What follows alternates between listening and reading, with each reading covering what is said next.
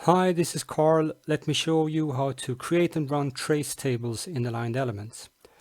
So we have a large number of items in our project. They have been correctly traced, and now we want to output this information in a trace table. We go to the trace table section, and in this example, I will show you user need trace tables. Currently, there is only one trace table available. It's available in this list here.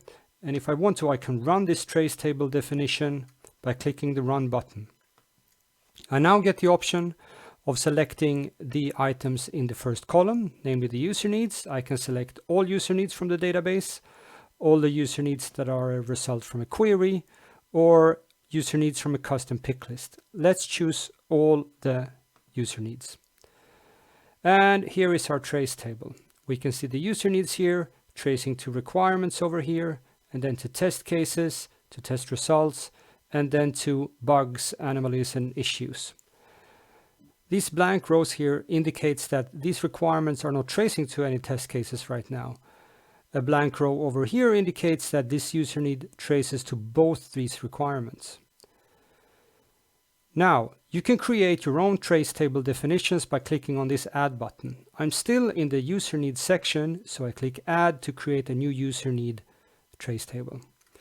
We can see that it has already prepared us with the user need as our root item, and I can select Add column now if I want to select validation test cases here, for example, to show use cases tracing to validation test cases.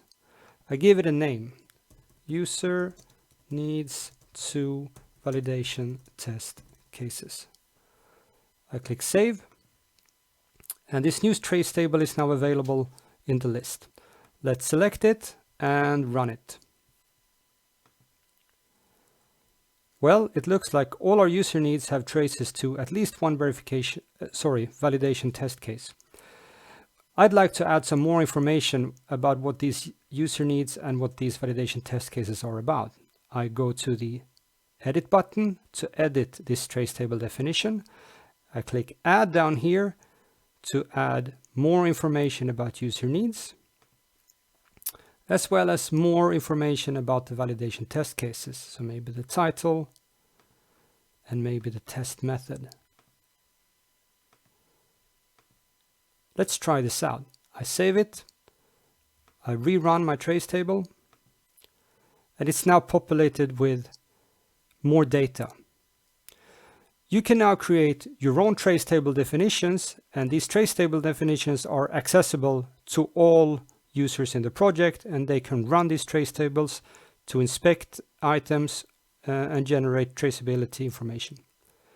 You can export the result to a Word report or an Excel report, and you can also save this trace table definition as a Word template if you want to use this in your Word reports later on.